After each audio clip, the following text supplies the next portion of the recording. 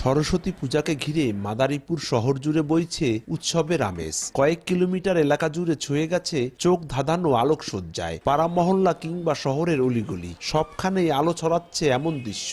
মনোমুগ্ধকর এই লাইটিং দেখতে এরই মধ্যে ছুটে আসছে শিশু কিশোর সহ নানা বয়সের মানুষ। বিনোদনে যোগ হয়েছে বাড়তি আনন্দ। অনেক ভালো লাগতেছে, লাইটিং অনেক সুন্দর হয়েছে, চারদিকে আমরা ঘুরতে বের হইছি। আমরা মুসলমান হিন্দু সবাই আমরা ভাই ভাই।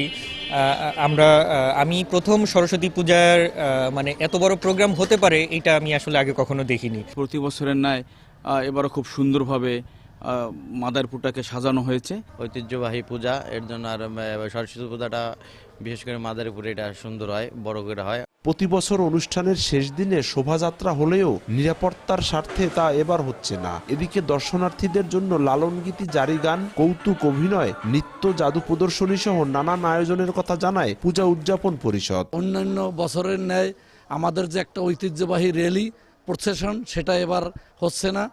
আমরা এবার আমাদের মায়ের পূজা আমরা পুষ্পার্ঘ্যের মাধ্যমে আমরা মায়ের পূজা করব এবং আমরা প্রত্যেক মন্দিরে নিরাপত্তার সাথে যাতে দর্শনার্থীরা তাদের উপভোগ করতে পারে অনুষ্ঠান, সেই ব্যবস্থা আমরা নিচ্ছি।